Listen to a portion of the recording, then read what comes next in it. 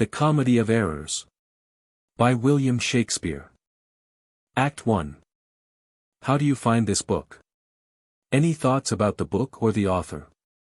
Any suggestion for improvement? Please take a moment to share your thoughts in a comment. If you like it, share it with your friends who might enjoy it as well. Subscribe to keep in touch. Visit completeaudiobooks.com for more quality content. Scene 1. A hall in Duke Silenus's palace. Enter Duke Silenus, Aegeon, jailer, officers, and other attendants. Aegeon, proceed, Silenus, to procure my fall. And by the doom of death end woes and all. Duke Silenus. Merchant of Syracuse, plead no more. I am not partial to infringe our laws. The enmity and discord which of late sprung from the rancorous outrage of your duke. To merchants, our well-dealing countrymen, who wanting guilders to redeem their lives, have sealed his rigorous statutes with their bloods, excludes all pity from our threatening looks. For, since the mortal and intestine jars twixt thy seditious countrymen and us, it hath in solemn synods been decreed, both by the Syracusans and ourselves, to admit no traffic to our adverse towns, nay, more. If any born at Ephesus be seen, at any Syracusan marts and fairs. Again, if any Syracusan born come to the bay of Ephesus, he dies. His goods confiscate to the duke's dispose, unless 1,000 marks be levied, to quit the penalty and to ransom him. Thy substance, valued at the highest rate, cannot amount unto 100 marks. Therefore by law thou art condemned to die. Aegeon, yet this my comfort, when your words are done, my woes end likewise with the evening sun. Duke Silenus. Well, Syracusan, say in brief the cause why thou departedst from thy native home, and for what cause thou camest to Ephesus. Aegeon. A heavier task could not have been imposed than I to speak my griefs unspeakable. Yet, that the world may witness that my end was wrought by nature, not by vile offense, I'll utter what my sorrows give me leave. In Syracusa was I born, and wed unto a woman, happy but for me. And by me, had not our hap been bad. With her I lived in joy, our wealth increased. By prosperous voyages I often made to Epidamnum, till my factor's death, and the great care of goods at random left, drew me from kind embracements of my spouse, from whom my absence was not 6 months old. Before herself, almost at fainting under the pleasing punishment that women bear, had made provision for her following me, and soon and safe arrived where I was. There had she not been long, but she became a joyful mother of 2 goodly sons. And, which was strange, the one so like the other, as could not be distinguished but by names. That very hour, and in the selfsame inn, a meaner woman was delivered of such a burden, male twins, both alike. Those, for their parents were exceeding poor, I bought and brought up to attend my sons. My wife, not meanly proud of 2 such boys, made daily motions for our home return. Unwilling I agreed. Alas! Too soon. We came aboard. A league from Epidamnum had we sailed, before the always wind-obeying deep gave any tragic instance of our harm. But longer did we not retain much hope. For what obscured light the heavens did grant, did but convey unto our fearful minds a doubtful warrant of immediate death, which though myself would gladly have embraced, yet the incessant weepings of my wife, weeping before for what she saw must come, and piteous plainings of the pretty babes, that mourned for fashion, ignorant what to fear, forced me to seek delays for them and me. And this it was, for other means was none. The sailors sought for safety by our boat, and left the ship, then sinking ripe, to us. My wife, more careful for the latter born, had fastened him unto a small spare mast, such as seafaring men provide for storms. To him one of the other twins was bound, whilst I had been like heedful of the other. The children thus disposed, my wife and I, fixing our eyes on whom our care was fixed, fastened ourselves at either end the mast, and floating straight, obedient to the stream, was carried towards Corinth, as we thought. At length the sun, gazing upon the earth, dispersed those vapors that offended us, and by the benefit of his wished light, the seas waxed calm, and we discovered 2 ships from far making amain to us. Of Corinth that, of Epidaurus this. But ere they came, oh, let me say no more. Gather the sequel by that went before. Duke Silenus, nay, forward, old man, do not break off so. For we may pity, though not pardon thee. Aegean, oh, had the gods done so, I had not now worthily termed them merciless to us. For, ere the ships could meet by twice 5 leagues, we were encountered by a mighty rock, which being violently borne upon, our helpful ship was split in the midst. So that, in this unjust divorce of us, fortune had left to both of us alike what to delight in, what to sorrow for. Her part, poor soul, seeming as burdened with lesser weight but not with lesser woe, was carried with more speed before the wind. And in our sight they 3 were taken up by fishermen of Corinth, as we thought. At length, another ship had seized on us, and, knowing whom it was their hap to save, gave healthful welcome to their shipwrecked guests, and would have reft the fishers of their prey, had not their bark been very slow of sail, and therefore homeward did they bend their course. Thus have you heard me severed from my bliss, that by misfortunes was my life prolonged, to tell sad stories of my own mishaps. Duke Silenus, and for the sake of them thou sorrowest for, do me the favour to dilate at full what hath befallen of them and thee till now. Aegean, my youngest boy, and yet my eldest care, at 18 years became inquisitive after his brother, and importuned me, that his attendant so his case was like, reft of his brother, but retained his name, might bear him company in the quest of him, whom whilst I laboured of a love to see, I hazarded the loss of whom I loved. 5 summers have I spent in furthest Greece, roaming clean through the bounds of Asia, and, coasting homeward, came to Ephesus, hopeless to find, yet loath to leave unsought, or that or any place that harbours men. But here must end the story of my life, and happy were I in my timely death, could all my travels warrant me they live. Duke Silenus, hapless Aegean, whom the fates have marked to bear the extremity of dire mishap. Now, trust me, were it not against our laws, against my crown, my oath, my dignity, which princes, would they, may not disannul, my soul would sue as advocate for thee. But, though thou art adjudged to the death, and past sentence may not be recalled, but to our honour's great disparagement, yet I will favour thee in what I can. Therefore, merchant, I'll limit thee this day to seek thy life by beneficial help. Try all the friends thou hast in Ephesus. Beg thou, or borrow, to make up the sum, and live. If no, then thou art doomed to die. Jailer, take him to thy custody. Jailer, I will, my lord. Aegean, hopeless and helpless doth Aegean wend, but to procrastinate his lifeless end. Exeunt. Scene 2. The Mart. Enter Antipholus of Syracuse, Dromio of Syracuse, and First Merchant.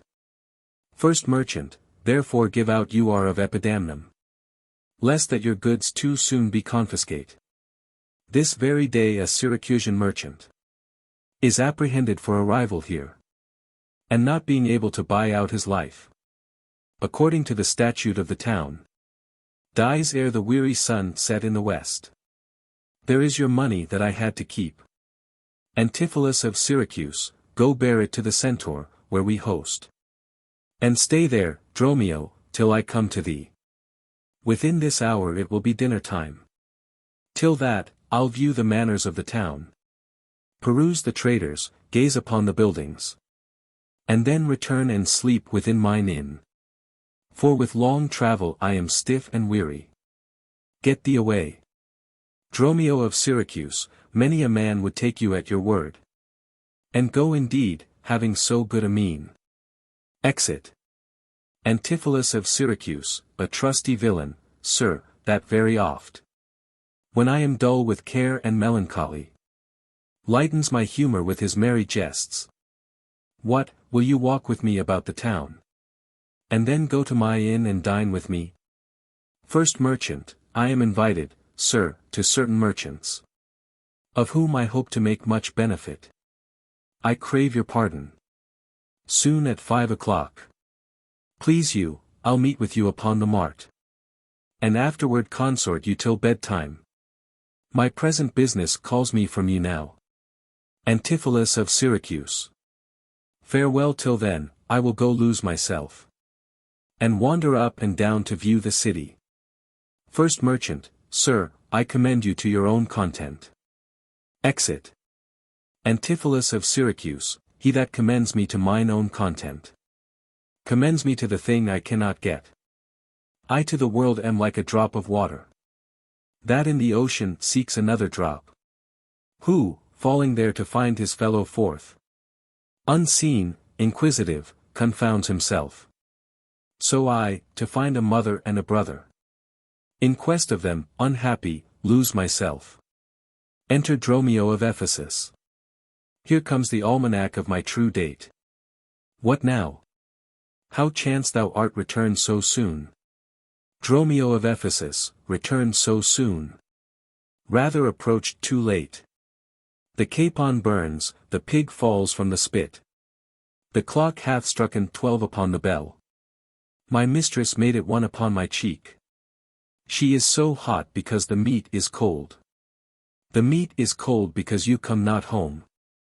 You come not home because you have no stomach. You have no stomach having broke your fast. But we that know what 'tis to fast and pray, are penitent for your default today. Antipholus of Syracuse. Stop in your wind, sir, tell me this, I pray. Where have you left the money that I gave you? Dromio of Ephesus, 6pence, that I had Wednesday last, to pay the saddler for my mistress Crupper. The saddler had it, sir, I kept it not. Antipholus of Syracuse, I am not in a sportive humor now. Tell me, and dally not, where is the money? We being strangers here, how darest thou trust so great a charge from thine own custody? Dromio of Ephesus. I pray you, ere, as you sit at dinner, I for my mistress come to you in post. If I return, I shall be post indeed. For she will score your fault upon my pate. Methinks your maw, like mine, should be your clock, and strike you home without a messenger.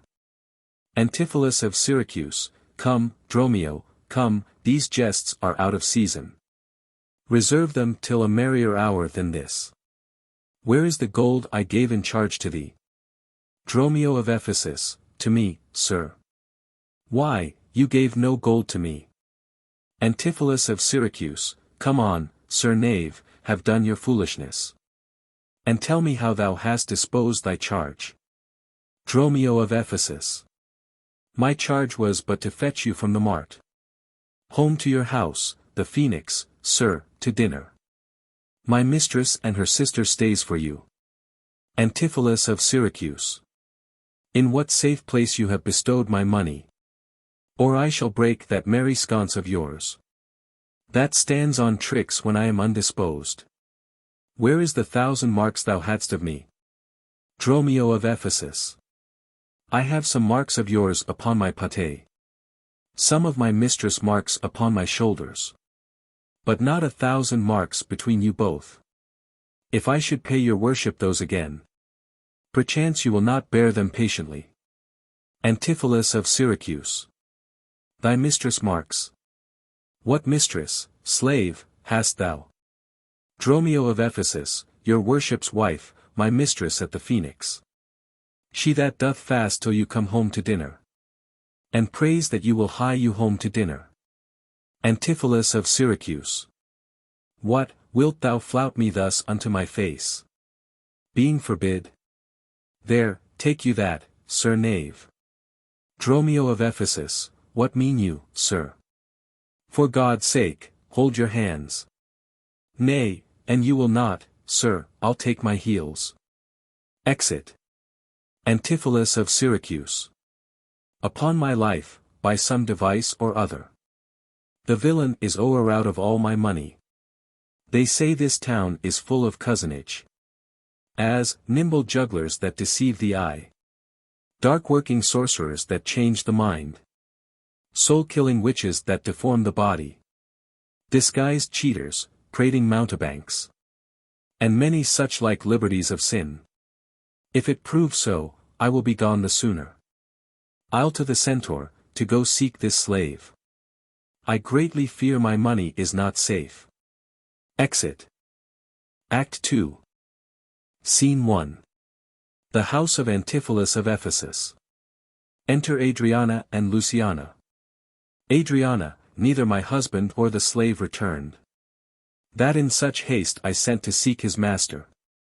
Sure, Luciana, it is 2 o'clock. Luciana. Perhaps some merchant hath invited him, and from the mart he's somewhere gone to dinner. Good sister, let us dine and never fret. A man is master of his liberty. Time is their master, and, when they see time, they'll go or come. If so, be patient, sister. Adriana, why should their liberty than ours be more? Luciana. Because their business still lies out o' door. Adriana, look, when I serve him so, he takes it ill. Luciana, oh, no, he is the bridle of your will. Adriana, there's none but asses will be bridled so. Luciana. Why, headstrong liberty is lashed with woe. There's nothing situate under heaven's eye, but hath his bound, in earth, in sea, in sky. The beasts, the fishes, and the winged fowls are their males' subjects and at their controls. Men, more divine, the masters of all these, lords of the wide world and wild watery seas, endued with intellectual sense and souls, of more preeminence than fish and fowls, are masters to their females, and their lords. Then let your will attend on their accords. Adriana, this servitude makes you to keep unwed. Luciana, not this, but troubles of the marriage bed. Adriana, but, were you wedded, you would bear some sway. Luciana, ere I learn love, I'll practice to obey. Adriana. How if your husband start some otherwhere? Luciana, till he come home again, I would forbear. Adriana, patience unmoved. No marvel though she pause. They can be meek that have no other cause. A wretched soul, bruised with adversity. We bid be quiet when we hear it cry. But were we burdened with like weight of pain, as much or more would we ourselves complain. So thou, that hast no unkind mate to grieve thee, with urging helpless patience wouldst relieve me. But, if thou live to see like right bereft, this fool-begged patience in thee will be left. Luciana, well, I will marry one day, but to try. Here comes your man, now is your husband nigh. Enter Dromio of Ephesus. Adriana, say, is your tardy master now at hand? Dromio of Ephesus. Nay, he's at 2 hands with me, and that my 2 ears can witness. Adriana, say, didst thou speak with him? Knowst thou his mind? Dromio of Ephesus, aye, he told his mind upon mine ear. Beshrew his hand, I scarce could understand it. Luciana. Spake he so doubtfully, thou couldst not feel his meaning? Dromio of Ephesus, nay, he struck so plainly, I could too well feel his blows, and withal so doubtfully that I could scarce understand them. Adriana, but say, I prithee, is he coming home? It seems he hath great care to please his wife. Dromio of Ephesus, why, mistress, sure my master is horn-mad. Adriana, horn-mad, thou villain. Dromio of Ephesus, I mean not cuckold-mad. But, sure, he is stark mad. When I desired him to come home to dinner, he asked me for 1,000 marks in gold. 'Tis dinner time, quoth I, my gold, quoth he. Your meat doth burn, quoth I, my gold, quoth he. Will you come home, quoth I, my gold, quoth he. Where is the 1,000 marks I gave thee, villain? The pig, quoth I, is burned, my gold, quoth he. My mistress, sir, quoth I, hang up thy mistress. I know not thy mistress, out on thy mistress. Luciana, quoth who? Dromio of Ephesus. Quoth my master. I know, quoth he, no house, no wife, no mistress. So that my errand, do unto my tongue. I thank him, I bear home upon my shoulders. For, in conclusion, he did beat me there. Adriana. Go back again, thou slave, and fetch him home. Dromio of Ephesus, go back again, and be new beaten home. For God's sake, send some other messenger. Adriana, back, slave, or I will break thy pate across. Dromio of Ephesus. And he will bless that cross with other beating. Between you I shall have a holy head. Adriana, hence, prating peasant. Fetch thy master home. Dromio of Ephesus, am I so round with you as you with me? That like a football you do spurn me thus? You spurn me hence, and he will spurn me hither. If I last in this service, you must case me in leather. Exit. Luciana, fie, how impatience lowereth in your face. Adriana. His company must do his minions grace. Whilst I at home starve for a merry look.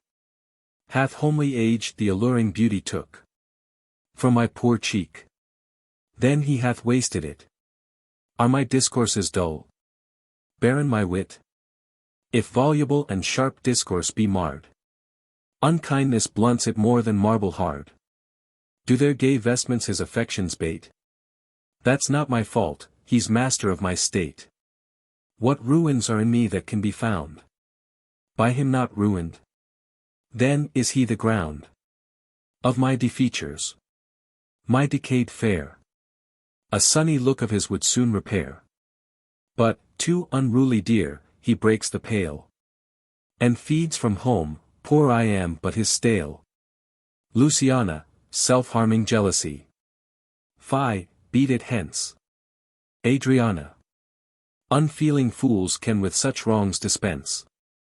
I know his eye doth homage otherwhere. Or else what lets it but he would be here. Sister, you know he promised me a chain. Would that alone he would detain. So he would keep fair quarter with his bed. I see the jewel best enamelled will lose his beauty. Yet the gold bides still. That others touch, and often touching will wear gold, and no man that hath a name by falsehood and corruption doth it shame.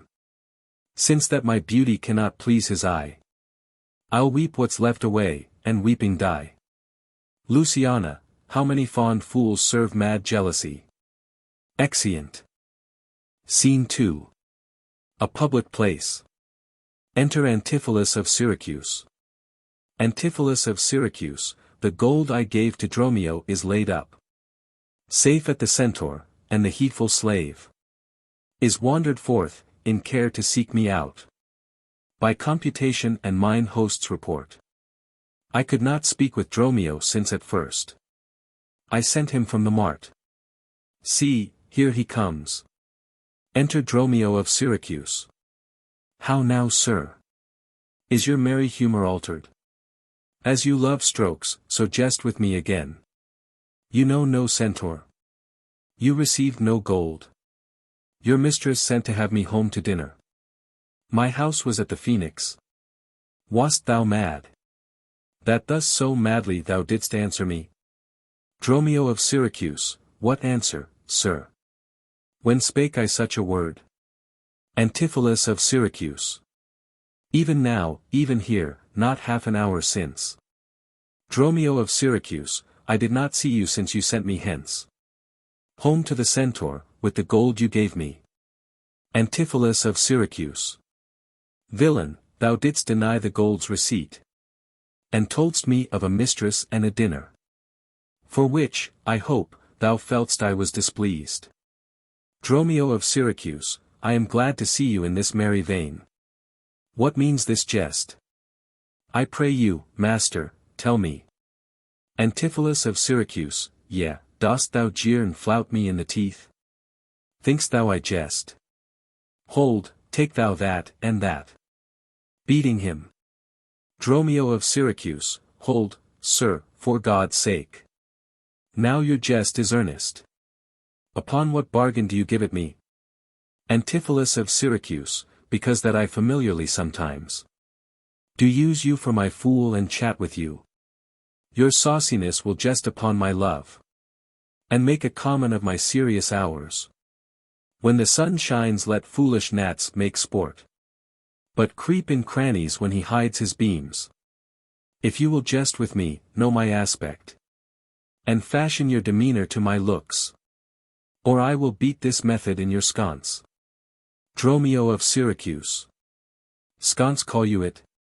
So you would leave battering, I had rather have it ahead, and you use these blows. Long, I must get a sconce for my head and ensconce it too, or else I shall seek my wit in my shoulders. But, I pray, sir, why am I beaten? Antipholus of Syracuse, dost thou not know? Dromio of Syracuse, nothing, sir, but that I am beaten. Antipholus of Syracuse, shall I tell you why? Dromio of Syracuse, sir, and wherefore, for they say every why hath a wherefore. Antipholus of Syracuse, why, first, for flouting me, and then, wherefore for urging it the second time to me. Dromio of Syracuse, was there ever any man thus beaten out of season? When in the why and the wherefore is neither rhyme nor reason. Well, sir, I thank you. Antipholus of Syracuse, thank me, sir, for what? Dromio of Syracuse, marry, sir, for this something that you gave me for nothing. Antipholus of Syracuse, I'll make you amends next, to give you nothing for something. But say, sir, is it dinner time? Dromio of Syracuse, no, sir, I think the meat wants that I have. Antipholus of Syracuse, in good time, sir, what's that? Dromio of Syracuse, basting.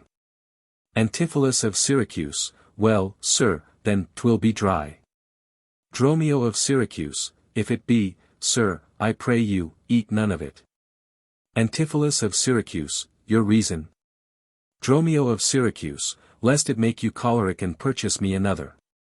Dry basting. Antipholus of Syracuse. Well, sir, learn to jest in good time, there's a time for all things. Dromio of Syracuse, I durst have denied that, before you were so choleric. Antipholus of Syracuse, by what rule, sir? Dromio of Syracuse. Marry, sir, by a rule as plain as the plain bald pate of Father Time himself. Antipholus of Syracuse, let's hear it. Dromio of Syracuse, there's no time for a man to recover his hair that grows bald by nature. Antipholus of Syracuse. May he not do it by fine and recovery? Dromio of Syracuse, yes, to pay a fine for a periwig and recover the lost hair of another man. Antipholus of Syracuse, why is time such a niggard of hair, being, as it is, so plentiful an excrement? Dromio of Syracuse, because it is a blessing that he bestows on beasts. And what he hath scant men in hair he hath given them in wit. Antipholus of Syracuse, why, but there's many a man hath more hair than wit. Dromio of Syracuse. Not a man of those but he hath the wit to lose his hair. Antipholus of Syracuse, why, thou didst conclude hairy men plain dealers without wit. Dromio of Syracuse, the plainer dealer, the sooner lost, yet he loseth it in a kind of jollity. Antipholus of Syracuse, for what reason? Dromio of Syracuse, for two, and sound ones too. Antipholus of Syracuse, nay, not sound, I pray you. Dromio of Syracuse, sure ones, then. Antipholus of Syracuse, nay, not sure, in a thing falsing. Dromio of Syracuse, certain ones then. Antipholus of Syracuse, name them. Dromio of Syracuse, the one, to save the money that he spends in trimming, the other, that at dinner they should not drop in his porridge. Antipholus of Syracuse. You would all this time have proved there is no time for all things. Dromio of Syracuse, marry, and did, sir, namely, no time to recover hair lost by nature. Antipholus of Syracuse. But your reason was not substantial, why there is no time to recover. Dromio of Syracuse, thus I mend it, time himself is bald and therefore to the world's end will have bald followers. Antipholus of Syracuse. I knew 'twould be a bald conclusion. But, soft! Who wafts us yonder? Enter Adriana and Luciana. Adriana, I, Antipholus, look strange and frown. Some other mistress hath thy sweet aspects. I am not Adriana nor thy wife. The time was once when thou unurged wouldst vow that never words were music to thine ear, that never object pleasing in thine eye, that never touch well welcome to thy hand, that never meat sweet savoured in thy taste, unless I spake, or looked, or touched, or carved to thee. How comes it now, my husband, oh, how comes it that thou art thus estranged from thyself? Thyself I call it, being strange to me. That, undividable, incorporate. I am better than thy dear self's better part. Ah, do not tear away thyself from me. For know, my love, as easy mayest thou fall a drop of water in the breaking gulf, and take unmingled that same drop again, without addition or diminishing, as take from me thyself and not me too. How dearly would it touch me to the quick, shouldst thou but hear I were licentious, and that this body, consecrate to thee, by ruffian lust should be contaminate. Wouldst thou not spit at me and spurn at me, and hurl the name of husband in my face, and tear the stained skin off my harlot brow, and from my false hand cut the wedding ring, and break it with a deep divorcing vow? I know thou canst, and therefore see thou do it. I am possessed with an adulterate blot. My blood is mingled with the crime of lust. For if we two be one and thou play false, I do digest the poison of thy flesh, being strumpet by thy contagion. Keep then far league and truce with thy true bed. I live unstained, thou undishonored. Antipholus of Syracuse, plead you to me, fair dame. I know you not. In Ephesus I am but 2 hours old, as strange unto your town as to your talk. Who, every word by all my wit being scanned, want wit in all one word to understand. Luciana, fie, brother. How the world is changed with you. When were you wont to use my sister thus? She sent for you by Dromio home to dinner. Antipholus of Syracuse, by Dromio. Dromio of Syracuse, by me. Adriana, by thee, and this thou didst return from him. That he did buffet thee, and, in his blows, denied my house for his, me for his wife. Antipholus of Syracuse. Did you converse, sir, with this gentlewoman? What is the course and drift of your compact? Dromio of Syracuse, sir. I never saw her till this time. Antipholus of Syracuse, villain, thou least. For even her very words didst thou deliver to me on the mart. Dromio of Syracuse, I never spake with her in all my life. Antipholus of Syracuse, how can she thus then call us by our names? Unless it be by inspiration. Adriana. How ill agrees it with your gravity to counterfeit thus grossly with your slave, abetting him to thwart me in my mood. Be it my wrong you are from me exempt. But wrong not that wrong with a more contempt. Come, I will fasten on this sleeve of thine.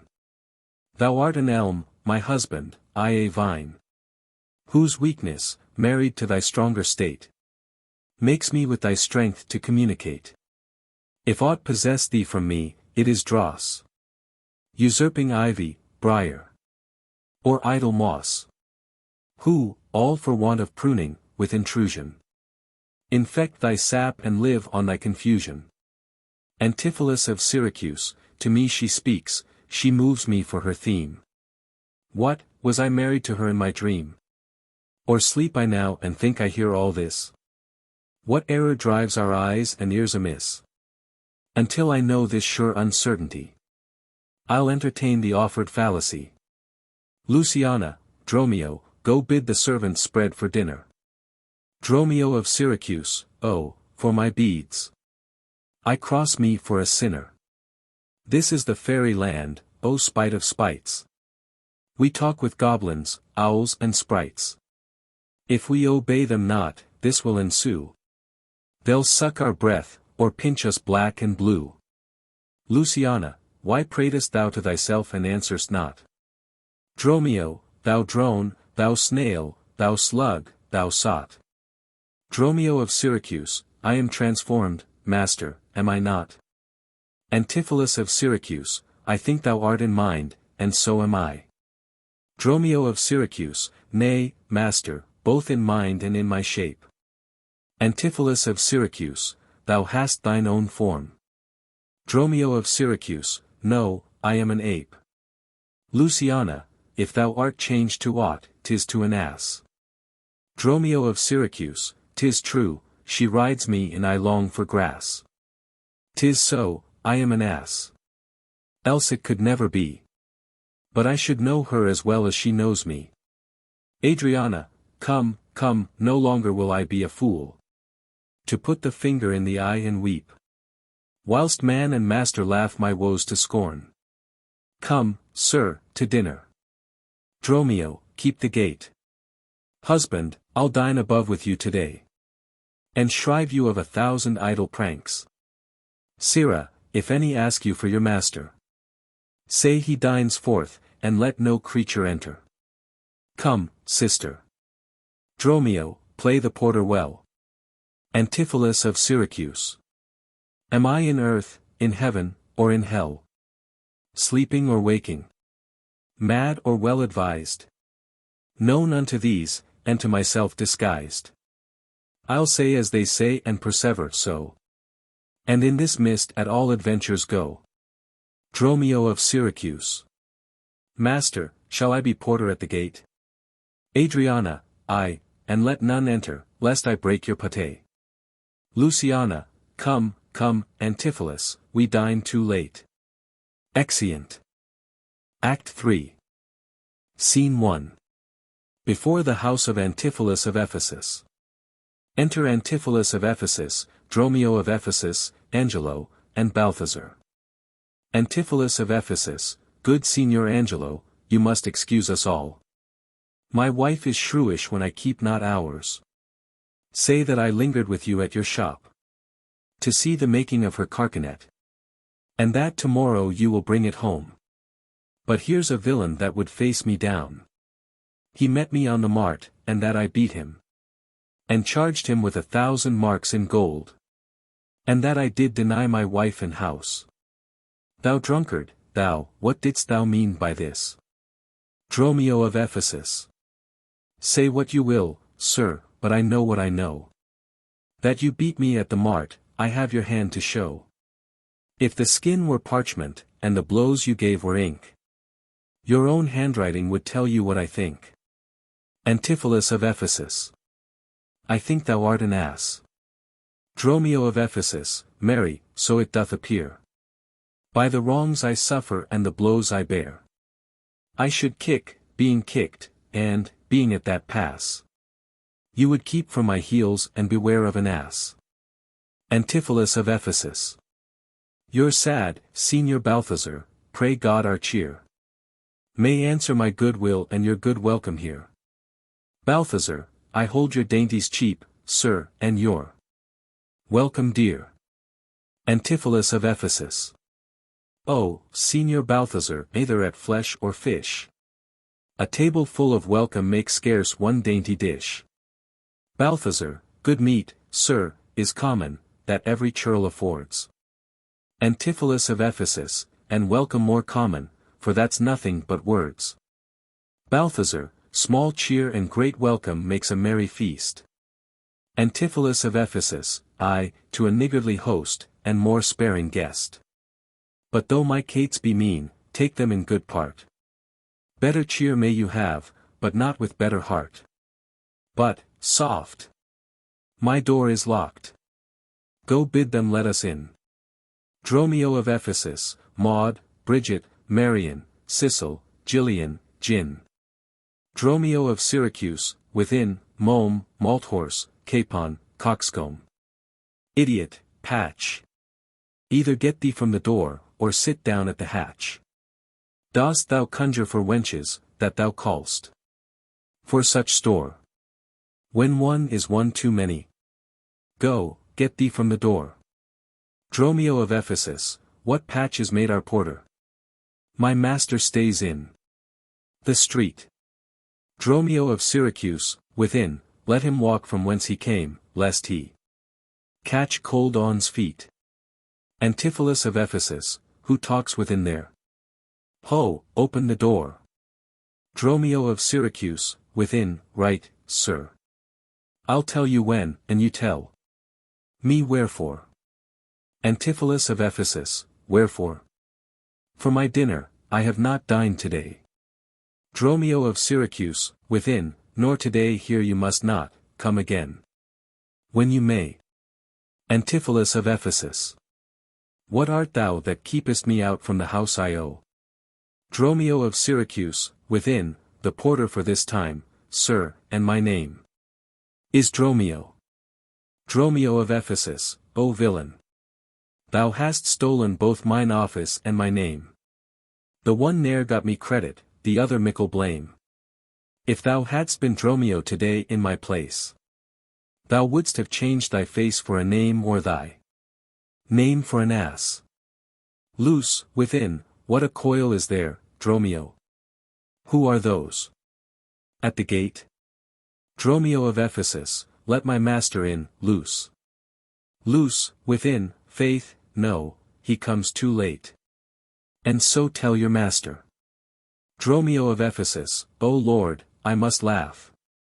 Have it you with a proverb shall I set in my staff. Loose, within, have it you with another. That's when. Can you tell? Dromio of Syracuse, within, if thy name be called Loose Loose, thou hast answered him well. Antipholus of Ephesus, do you hear, you minion? You'll let us in, I hope. Loose, within, I thought to have asked you. Dromio of Syracuse, within, and you said no. Dromio of Ephesus, so, come, help, well struck. There was blow for blow. Antipholus of Ephesus, thou baggage, let me in. Loose, within, can you tell for whose sake? Dromio of Ephesus. Master, knock the door hard. Loose, within, let him knock till it ache. Antipholus of Ephesus, you'll cry for this, minion, if I beat the door down. Loose, within, what needs all that, and a pair of stocks in the town? Adriana, within. Who is that at the door that keeps all this noise? Dromio of Syracuse, within, by my troth, your town is troubled with unruly boys. Antipholus of Ephesus, are you there, wife? You might have come before. Adriana, within, your wife, sir knave. Go get you from the door. Dromio of Ephesus, if you went in pain, master, this knave would go sore.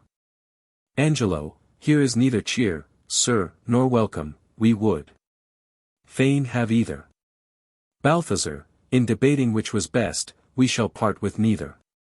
Dromio of Ephesus, they stand at the door, master, bid them welcome hither. Antipholus of Ephesus, there is something in the wind, that we cannot get in. Dromio of Ephesus, you would say so, master, if your garments were thin. Your cake there is warm within, you stand here in the cold. It would make a man mad as a buck, to be so bought and sold. Antipholus of Ephesus, go fetch me something, I'll break ope the gate. Dromio of Syracuse, within. Break any breaking here, and I'll break your knave's pate. Dromio of Ephesus, a man may break a word with you, sir, and words are but wind. Aye, and break it in your face, so he break it not behind. Dromio of Syracuse, within. It seems thou want'st breaking, out upon thee, hind. Dromio of Ephesus, here's too much out upon thee. I pray thee, let me in. Dromio of Syracuse, within, when fowls have no feathers and fish have no fin. Antipholus of Ephesus. Well, I'll break in, go borrow me a crow. Dromio of Ephesus, a crow without feather. Master, mean you so? For a fish without a fin, there's a fowl without a feather. If a crow help us in, Syra, we'll pluck a crow together. Antipholus of Ephesus, go get thee gone, fetch me an iron crow. Balthazar, have patience, sir, oh, let it not be so. Herein you war against your reputation. And draw within the compass of suspect the unviolated honor of your wife. Once this, your long experience of her wisdom, her sober virtue, years and modesty. Plead on her part some cause to you unknown. And doubt not, sir, but she will well excuse why at this time the doors are made against you. Be ruled by me, depart in patience. And let us to the tiger all to dinner. And about evening come yourself alone. To know the reason of this strange restraint. If by strong hand you offer to break in. Now in the stirring passage of the day. A vulgar comment will be made of it. And that supposed by the common route. Against your yet ungulled estimation. That may with foul intrusion enter in. And dwell upon your grave when you are dead. For slander lives upon succession. Forever housed where it gets possession. Antipholus of Ephesus, you have prevailed, I will depart in quiet. And, in despite of mirth, mean to be merry. I know a wench of excellent discourse. Pretty and witty. Wild, and yet, too, gentle. There will we dine. This woman that I mean. My wife but, I protest, without desert. Hath oftentimes upbraided me withal. To her will we to dinner. To Angelo. Get you home. And fetch the chain. By this I know 'tis made. Bring it, I pray you, to the Porpentine. For there's the house, that chain will I bestow. Be it for nothing but to spite my wife. Upon mine hostess there, good sir, make haste. Since mine own doors refuse to entertain me. I'll knock elsewhere, to see if they'll disdain me. Angelo, I'll meet you at that place some hour hence. Antipholus of Ephesus, do so. This jest shall cost me some expense. Exeunt. Scene 2. The same. Enter Luciana and Antipholus of Syracuse. Luciana, and may it be that you have quite forgot a husband's office? Shall, Antipholus. Even in the spring of love, thy love springs rot. Shall love, in building, grow so ruinous? If you did wed my sister for her wealth, then for her wealth's sake use her with more kindness. Or if you like elsewhere, do it by stealth. Muffle your false love with some show of blindness. Let not my sister read it in your eye. Be not thy tongue thy own shame's orator. Look sweet, be fair, become disloyalty. Apparel vice like virtue's harbinger. Bear a fair presence, though your heart be tainted. Teach sin the carriage of a holy saint. Be secret false, what need she be acquainted? What simple thief brags of his own adient? 'Tis double wrong, to truant with your bed. And let her read it in thy looks at board. Shame hath a bastard fame, well managed. Ill deeds are doubled with an evil word. Alas, poor women! Make us but believe, being compact of credit, that you love us. Though others have the arm, show us the sleeve. We in your motion turn and you may move us. Then, gentle brother, get you in again. Comfort my sister, cheer her, call her wife.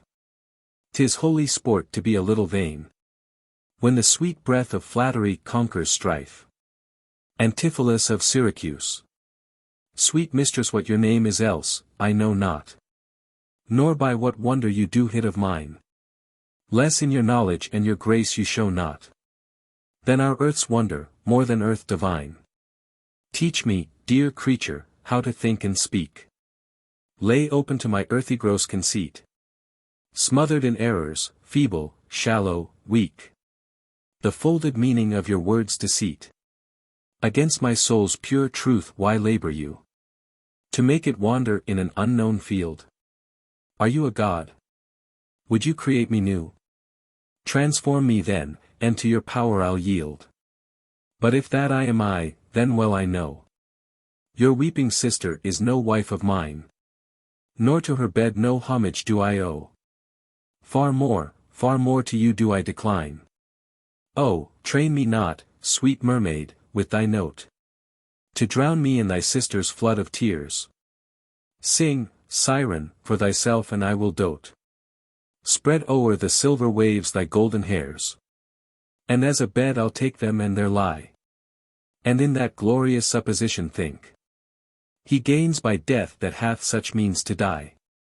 Let love, being light, be drowned if she sink. Luciana, what, are you mad, that you do reason so? Antipholus of Syracuse, not mad, but mated, how, I do not know. Luciana, it is a fault that springeth from your eye.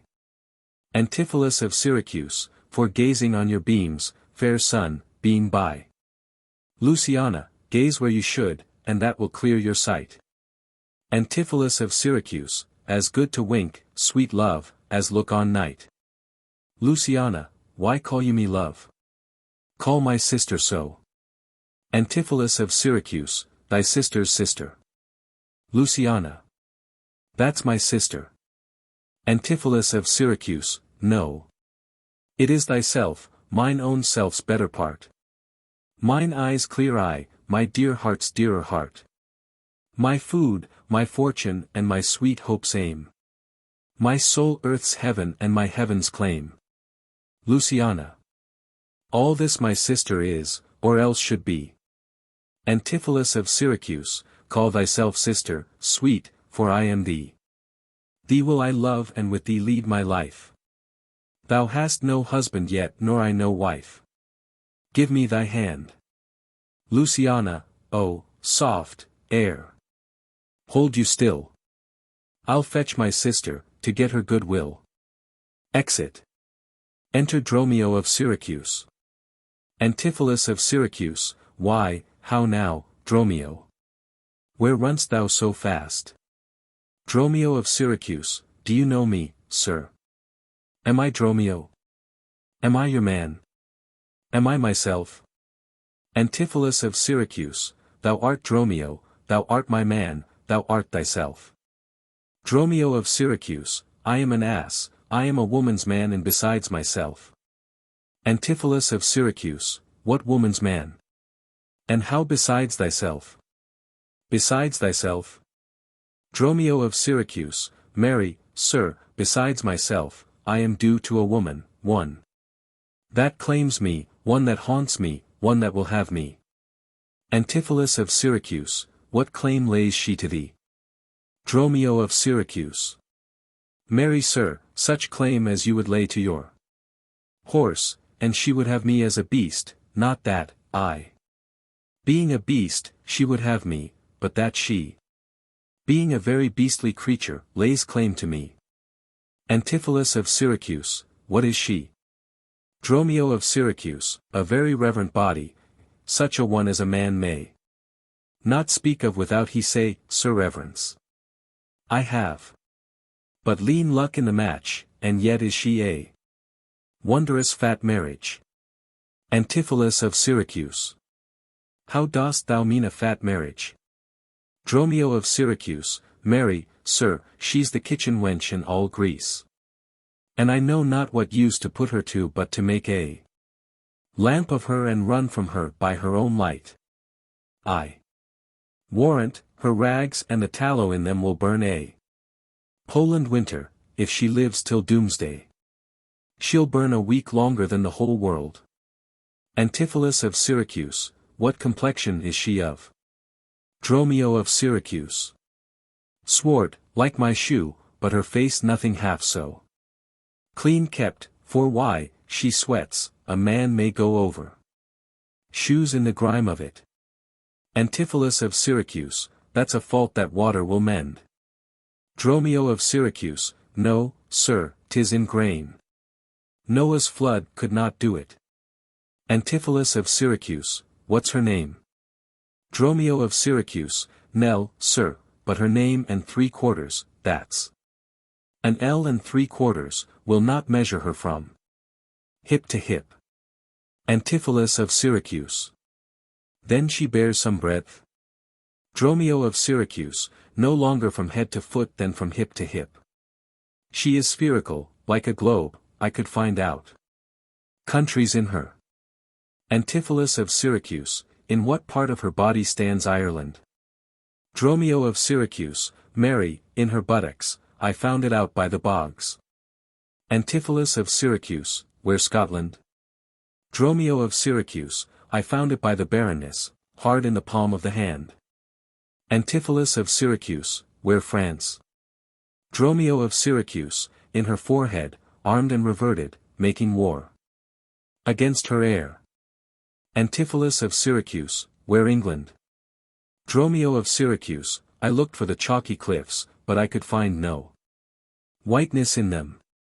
But I guess it stood in her chin, by the salt room that ran between France and it. Antipholus of Syracuse, where Spain? Dromio of Syracuse, faith, I saw it not, but I felt it hot in her breath. Antipholus of Syracuse. Where America, the Indies? Dromio of Syracuse, oh, sir, upon her nose all o'er embellished with rubies, carbuncles, sapphires, declining their rich aspect to the hot breath of Spain, who sent whole armados of carracks to be ballast at her nose. Antipholus of Syracuse, where stood Belgia, the Netherlands? Dromio of Syracuse, oh, sir, I did not look so low. To conclude, this drudge, or diviner, laid claim to me, called me Dromio, swore I was assured to her, told me what privy marks I had about me, as, the mark of my shoulder, the mole in my neck, the great wart on my left arm, that I amazed ran from her as a witch. And, I think, if my breast had not been made of faith and my heart of steel, she had transformed me to a curtal dog and made me turn I the wheel. Antipholus of Syracuse, go hie thee presently, post to the road. And if the wind blow any way from shore, I will not harbor in this town tonight. If any bark put forth, come to the mart, where I will walk till thou return to me. If every one knows us and we know none, 'tis time, I think, to trudge, pack and be gone. Dromio of Syracuse, as from a bear a man would run for life, so fly I from her that would be my wife. Exit. Antipholus of Syracuse. There's none but witches do inhabit here, and therefore 'tis high time that I were hence. She that doth call me husband, even my soul, doth for a wife abhor. But her fair sister, possessed with such a gentle sovereign grace, of such enchanting presence and discourse, hath almost made me traitor to myself. But, lest myself be guilty to self-wrong, I'll stop mine ears against the mermaid's song. Enter Angelo with the chain. Angelo, Master Antipholus. Antipholus of Syracuse, aye, that's my name. Angelo, I know it well, sir, lo, here is the chain. I thought to have ta'en you at the Porpentine. The chain unfinished made me stay thus long. Antipholus of Syracuse, what is your will that I shall do with this? Angelo, what please yourself, sir, I have made it for you. Antipholus of Syracuse, made it for me, sir. I bespoke it not. Angelo, not once, nor twice, but 20 times you have. Go home with it and please your wife withal. And soon at supper time I'll visit you. And then receive my money for the chain. Antipholus of Syracuse, I pray you, sir, receive the money now. For fear you ne'er see chain nor money more. Angelo, you are a merry man, sir, fare you well. Antipholus of Syracuse. What I should think of this, I cannot tell. But this I think, there's no man is so vain that would refuse so fair an offered chain. I see a man here needs not live by shifts, when in the streets he meets such golden gifts. I'll to the mart, and there for Dromio stay. If any ship put out, then straight away. Exit. Act 4. Scene 1. A public place. Enter second merchant, Angelo, and an officer. Second merchant, you know since Pentecost the sum is due. And since I have not much importuned you. Nor now I had not, but that I am bound to Persia, and want guilders for my voyage. Therefore make present satisfaction. Or I'll attach you by this officer. Angelo. Even just the sum that I do owe to you is growing to me by Antipholus. And in the instant that I met with you, he had of me a chain, at 5 o'clock.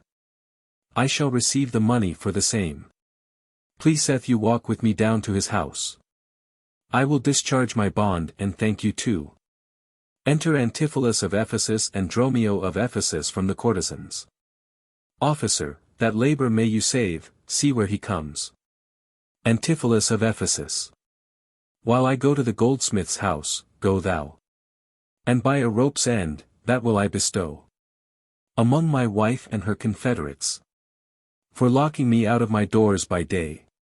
But, soft! I see the goldsmith. Get thee gone. Buy thou a rope and bring it home to me. Dromio of Ephesus, I buy £1,000 a year, I buy a rope. Exit. Antipholus of Ephesus, a man is well holp up that trusts to you.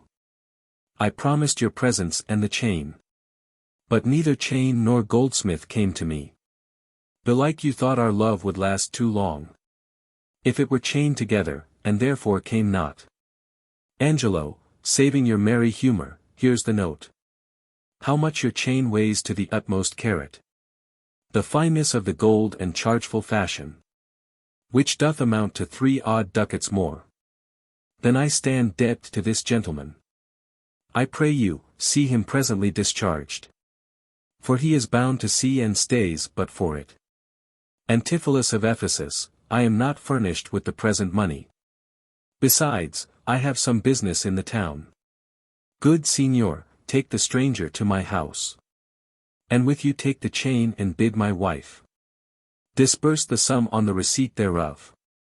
Perchance I will be there as soon as you. Angelo. Then you will bring the chain to her yourself. Antipholus of Ephesus, no, bear it with you, lest I come not time enough. Angelo, well, sir, I will. Have you the chain about you? Antipholus of Ephesus, and if I have not, sir, I hope you have. Or else you may return without your money. Angelo, nay, come, I pray you, sir, give me the chain. Both wind and tide stays for this gentleman. And I, to blame, have held him here too long. Antipholus of Ephesus, good Lord. You use this dalliance to excuse your breach of promise to the porpentine. I should have chid you for not bringing it. But, like a shrew, you first begin to brawl. Second merchant, the hour steals on, I pray you, sir, dispatch. Angelo. You hear how he importunes me, the chain. Antipholus of Ephesus, why, give it to my wife and fetch your money. Angelo, come, you know I gave it you even now. Either send the chain or send me by some token. Antipholus of Ephesus. Fie, now you run this humor out of breath. Where's the chain? I pray you, let me see it. Second merchant, my business cannot brook this dalliance. Good sir, say whether you'll answer me or no. If not, I'll leave him to the officer. Antipholus of Ephesus, I answer you. What should I answer you? Angelo, the money that you owe me for the chain. Antipholus of Ephesus, I owe you none till I receive the chain. Angelo, you know I gave it you half an hour since. Antipholus of Ephesus, you gave me none, you wrong me much to say so. Angelo, you wrong me more, sir, in denying it. Consider how it stands upon my credit. Second merchant, well, officer, arrest him at my suit. Officer, I do. And charge you in the Duke's name to obey me. Angelo, this touches me in reputation. Either consent to pay this sum for me, or I attach you by this officer. Antipholus of Ephesus, consent to pay thee that I never had. Arrest me, foolish fellow, if thou darest. Angelo, here is thy fee, arrest him, officer. I would not spare my brother in this case, if he should scorn me so apparently. Officer, I do arrest you, sir, you hear the suit. Antipholus of Ephesus. I do obey thee till I give thee bail. But, sirrah, you shall buy this sport as dear as all the metal in your shop will answer. Angelo, sir, I will have law in Ephesus. To your notorious shame, I doubt it not. Enter Dromio of Syracuse, from the bay. Dromio of Syracuse, master, there is a bark of Epidamnum that stays but till her owner comes aboard. And then, sir, she bears away our fraughtage, sir. I have conveyed aboard. And I have bought the oil, the balsamum and aquavitae. The ship is in her trim, the merry wind blows fair from land, they stay for naught at all, but for their owner, master, and yourself. Antipholus of Ephesus, how now? A mad man. Why, thou peevish sheep? What ship of Epidamnum stays for me? Dromio of Syracuse, a ship you sent me to hire waftage. Antipholus of Ephesus, thou drunken slave, I sent thee for a rope. And told thee to what purpose and what end. Dromio of Syracuse, you sent me for a rope's end as soon. You sent me to the bay, sir, for a bark. Antipholus of Ephesus, I will debate this matter at more leisure. And teach your ears to list me with more heed. To Adriana, villain, hie thee straight. Give her this key, and tell her, in the desk that's covered o'er with Turkish tapestry, there is a purse of ducats, let her send it. Tell her I am arrested in the street, and that shall bail me. Hie thee, slave, be gone. On, officer, to prison till it come. Exeunt second merchant, Angelo, officer, and Antipholus of Ephesus. Dromio of Syracuse, to Adriana. That is where we dined. Where Dousabel did claim me for her husband. She is too big, I hope, for me to compass. Thither I must, although against my will. For servants must their masters' minds fulfill. Exit. Scene 2. The house of Antipholus of Ephesus. Enter Adriana and Luciana. Adriana, ah, Luciana, did he tempt thee so? Mightst thou perceive austerely in his eye that he did plead in earnest? Yea or no? Looked he or red or pale, or sad or merrily? What observation madest thou in this case? Of his heart's meteors tilting in his face? Luciana, first he denied you had in him no right. Adriana, he meant he did me none, the more my spite. Luciana, then swore he that he was a stranger here. Adriana, and true he swore, though yet forsworn he were. Luciana, then pleaded I for you. Adriana, and what said he? Luciana, that love I begged for you he begged of me. Adriana, with what persuasion did he tempt thy love? Luciana, with words that in an honest suit might move. First he did praise my beauty, then my speech. Adriana, didst speak him fair? Luciana, have patience, I beseech.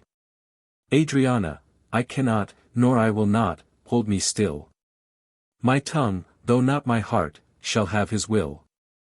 He is deformed, crooked, old and sere. Ill-faced, worse-bodied, shapeless everywhere. Vicious, ungentle, foolish, blunt, unkind. Stigmatical in making, worse in mind. Luciana. Who would be jealous then of such a one? No evil lost is wailed when it is gone. Adriana, ah, but I think him better than I say. And yet would herein others' eyes were worse. Far from her nest the lapwing cries away. My heart prays for him, though my tongue do curse. Enter Dromio of Syracuse. Dromio of Syracuse, here. Go, the desk, the purse. Sweet, now, make haste. Luciana, how hast thou lost thy breath? Dromio of Syracuse, by running fast. Adriana, where is thy master, Dromio? Is he well? Dromio of Syracuse, no, he's in Tartar limbo, worse than hell. A devil in an everlasting garment hath him. One whose hard heart is buttoned up with steel. A fiend, a fury, pitiless and rough. A wolf, nay, worse, a fellow all in buff. A back friend, a shoulder clapper, one that countermands the passages of alleys, creeks and narrow lands. A hound that runs counter and yet draws dry foot well. One that before the judgment carries poor souls to hell. Adriana, why, man, what is the matter? Dromio of Syracuse, I do not know the matter, he is rested on the case. Adriana, what, is he arrested? Tell me at whose suit? Dromio of Syracuse. I know not at whose suit he is arrested well. But he's in a suit of buff which rested him, that can I tell. Will you send him, mistress, redemption, the money in his desk? Adriana, go fetch it, sister. Exit Luciana. This I wonder at. That he, unknown to me, should be in debt. Tell me, was he arrested on a band? Dromio of Syracuse, not on a band, but on a stronger thing. A chain, a chain. Do you not hear it ring? Adriana, what, the chain? Dromio of Syracuse, no, no, the bell, 'tis time that I were gone. It was 2 ere I left him, and now the clock strikes 1. Adriana, the hours come back. That did I never hear. Dromio of Syracuse, oh, yes. If any hour meet a sergeant, turns back 4. Very fear. Adriana, as if time were in debt. How fondly dost thou reason. Dromio of Syracuse, time is a very bankrupt, and owes more than he's worth, to season. Nay, he's a thief too, have you not heard men say? That time comes stealing on by night and day. If time be in debt and theft, and a sergeant in the way, hath he not reason to turn back an hour in a day? Re-enter Luciana with a purse. Adriana. Go, Dromio, there's the money, bear it straight. And bring thy master home immediately. Come, sister, I am pressed down with conceit. Conceit, my comfort and my injury. Exeunt. Scene 3. A public place. Enter Antipholus of Syracuse. Antipholus of Syracuse, there's not a man I meet but doth salute me, as if I were their well-acquainted friend. And every one doth call me by my name. Some tender money to me, some invite me. Some other give me thanks for kindnesses. Some offer me commodities to buy. Even now a tailor called me in his shop, and showed me silks that he had bought for me, and therewithal took measure of my body. Sure, these are but imaginary wiles, and Lapland sorcerers inhabit here. Enter Dromio of Syracuse. Dromio of Syracuse, master, here's the gold you sent me for. What, have you got the picture of old Adam new apparelled? Antipholus of Syracuse. What gold is this? What Adam dost thou mean? Dromio of Syracuse, not that Adam that kept the paradise but that Adam that keeps the prison, he that goes in the calves' skin that was killed for the prodigal. He that came behind you, sir, like an evil angel, and bid you forsake your liberty. Antipholus of Syracuse, I understand thee not. Dromio of Syracuse, no. Why, 'tis a plain case, he that went, like a base vial, in a case of leather. The man, sir, that, when gentlemen are tired, gives them a sob, and rests them, he, sir, that takes pity on decayed men and gives them suits of durance, he that sets up his rest to do more exploits with his mace than a Morris pike. Antipholus of Syracuse, what, thou meanest an officer? Dromio of Syracuse, sir, the sergeant of the band, he that brings any man to answer it that breaks his band. One that thinks a man always going to bed, and says, God give you good rest. Antipholus of Syracuse, well, sir, there rest in your foolery. Is there any? Dromio of Syracuse. Why, sir, I brought you word an hour since that the bark expedition put forth tonight, and then were you hindered by the sergeant to tarry for the hoy delay. Here are the angels that you sent for to deliver you. Antipholus of Syracuse. The fellow is distract, and so am I. And here we wander in illusions. Some blessed power deliver us from hence. Enter a courtesan. Courtesan, well met, Master Antipholus. I see, sir, you have found the goldsmith now. Is that the chain you promised me today? Antipholus of Syracuse, Satan, avoid. I charge thee, tempt me not. Dromio of Syracuse, master, is this mistress Satan? Antipholus of Syracuse. It is the devil. Dromio of Syracuse, nay, she is worse, she is the devil's dam, and here she comes in the habit of a light wench, and thereof comes that the wenches say, God damn me, that's as much to say, God make me a light wench. It is written, they appear to men like angels of light. Light is an effect of fire, and fire will burn. Ergo, light wenches will burn. Come not near her. Courtesan, your man and you are marvelous merry, sir. Will you go with me? We'll mend our dinner here. Dromio of Syracuse, master, if you do, expect spoon meat, or bespeak a long spoon. Antipholus of Syracuse, why, Dromio? Dromio of Syracuse, marry, he must have a long spoon that must eat with. The devil. Antipholus of Syracuse, avoid then, fiend.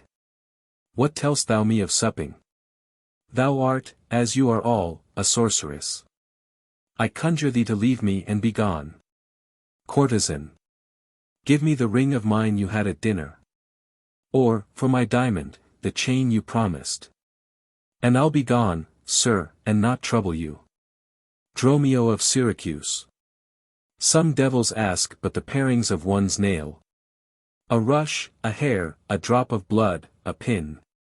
A nut, a cherry stone. But she, more covetous, would have a chain. Master, be wise, and if you give it her, the devil will shake her chain and fright us with it. Courtesan, I pray you, sir, my ring, or else the chain. I hope you do not mean to cheat me so. Antipholus of Syracuse, avaunt, thou witch. Come, Dromio, let us go. Dromio of Syracuse, fly pride, says the peacock, mistress, that you know. Exeunt Antipholus of Syracuse and Dromio of Syracuse. Courtesan, now, out of doubt Antipholus is mad. Else would he never so demean himself. A ring he hath of mine worth 40 ducats. And for the same he promised me a chain. Both one and other he denies me now. The reason that I gather he is mad, besides this present instance of his rage, is a mad tale he told today at dinner, of his own doors being shut against his entrance. Belike his wife, acquainted with his fits, on purpose shut the doors against his way. My way is now to hie home to his house, and tell his wife that, being lunatic, he rushed into my house and took perforce my ring away. This course I fittest choose, for 40 ducats is too much to lose. Exit. Scene 4. A street. Enter Antipholus of Ephesus and the officer. Antipholus of Ephesus, fear me not, man, I will not break away. I'll give thee, ere I leave thee, so much money, to warrant thee, as I am, rested for. My wife is in a wayward mood today, and will not lightly trust the messenger, that I should be attached in Ephesus. I tell you, 'twill sound harshly in her ears. Enter Dromio of Ephesus with a rope's end. Here comes my man. I think he brings the money. How now, sir? Have you that I sent you for? Dromio of Ephesus, here's that, I warrant you, will pay them all. Antipholus of Ephesus, but where's the money? Dromio of Ephesus, why, sir, I gave the money for the rope. Antipholus of Ephesus, 500 ducats, villain, for a rope. Dromio of Ephesus, I'll serve you, sir, 500 at the rate. Antipholus of Ephesus, to what end did I bid thee hie thee home? Dromio of Ephesus, to a rope's end, sir. And to that end am I returned. Antipholus of Ephesus, and to that end, sir, I will welcome you. Beating him. Officer, good sir, be patient. Dromio of Ephesus, nay, 'tis for me to be patient, I am in adversity. Officer. Good, now, hold thy tongue. Dromio of Ephesus, nay, rather persuade him to hold his hands. Antipholus of Ephesus, thou whoreson, senseless villain. Dromio of Ephesus, I would I were senseless, sir, that I might not feel your blows. Antipholus of Ephesus, thou art sensible in nothing but blows, and so is an ass. Dromio of Ephesus, I am an ass, indeed, you may prove it by my long ears. I have served him from the hour of my nativity to this instant, and have nothing at his hands for my service but blows. When I am cold, he heats me with beating, when I am warm, he cools me with beating, I am waked with it when I sleep, raised with it when I sit, driven out of doors with it when I go from home, welcomed home with it when I return, nay, I bear it on my shoulders, as a beggar wont her brat, and, I think when he hath lamed me, I shall beg with it from door to door. Antipholus of Ephesus, come, go along, my wife is coming yonder. Enter Adriana, Luciana, the courtesan, and Pinch. Dromio of Ephesus, mistress, respice finum, respect your end, or rather, the prophecy like the parrot, beware the rope's end. Antipholus of Ephesus, wilt thou still talk? Beating him. Courtesan, how say you now? Is not your husband mad? Adriana, his incivility confirms no less. Good Dr. Pinch, you are a conjurer. Establish him in his true sense again. And I will please you what you will demand. Luciana, alas, how fiery and how sharp he looks. Courtesan, mark how he trembles in his ecstasy. Pinch, give me your hand and let me feel your pulse. Antipholus of Ephesus, there is my hand, and let it feel your ear. Striking him. Pinch. I charge thee, Satan, housed within this man, to yield possession to my holy prayers, and to thy state of darkness hie thee straight.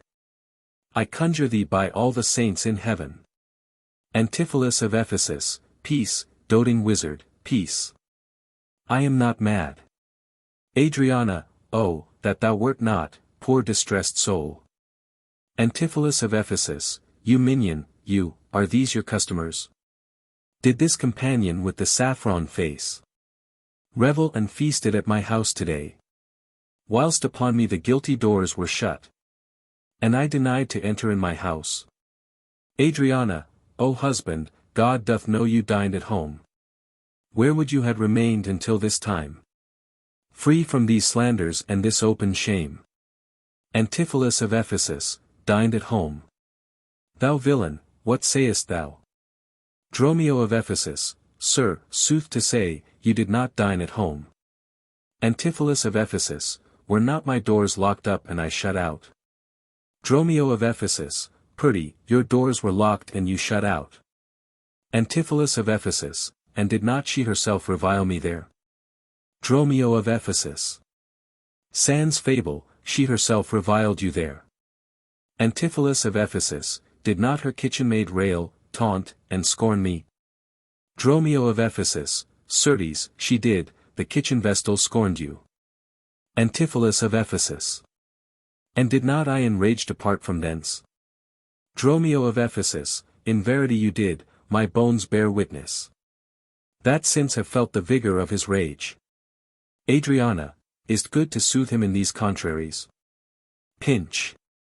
It is no shame, the fellow finds his vein, and yielding to him humours well his frenzy. Antipholus of Ephesus, thou hast suborned the goldsmith to arrest me. Adriana. Alas, I sent you money to redeem you. By Dromio here, who came in haste for it. Dromio of Ephesus, money by me. Heart and goodwill you might. But surely master, not a rag of money. Antipholus of Ephesus. Went'st not thou to her for a purse of ducats? Adriana, he came to me and I delivered it. Luciana, and I am witness with her that she did. Dromio of Ephesus, God and the rope-maker bear me witness, that I was sent for nothing but a rope. Pinch. Mistress, both man and master is possessed. I know it by their pale and deadly looks. They must be bound and laid in some dark room. Antipholus of Ephesus, say, wherefore didst thou lock me forth today? And why dost thou deny the bag of gold? Adriana, I did not, gentle husband, lock thee forth. Dromio of Ephesus, and, gentle master, I received no gold. But I confess, sir, that we were locked out. Adriana, dissembling villain, thou speak'st false in both. Antipholus of Ephesus. Dissembling harlot, thou art false in all. And art confederate with a damned pack, to make a loathsome abject scorn of me. But with these nails I'll pluck out these false eyes, that would behold in me this shameful sport. Enter 3 or 4, and offer to bind him. He strives. Adriana, oh, bind him, bind him. Let him not come near me. Pinch, more company. The fiend is strong within him. Luciana, I me, poor man, how pale and wan he looks. Antipholus of Ephesus. What, will you murder me? Thou jailer, thou. I am thy prisoner, wilt thou suffer them to make a rescue? Officer, masters, let him go. He is my prisoner, and you shall not have him. Pinch, go bind this man, for he is frantic too. They offer to bind Dromio of Ephesus. Adriana, what wilt thou do, thou peevish officer? Hast thou delight to see a wretched man do outrage and displeasure to himself? Officer. He is my prisoner, if I let him go. The debt he owes will be required of me. Adriana, I will discharge thee ere I go from thee. Bear me forthwith unto his creditor. And, knowing how the debt grows, I will pay it. Good master doctor, see him safe conveyed home to my house.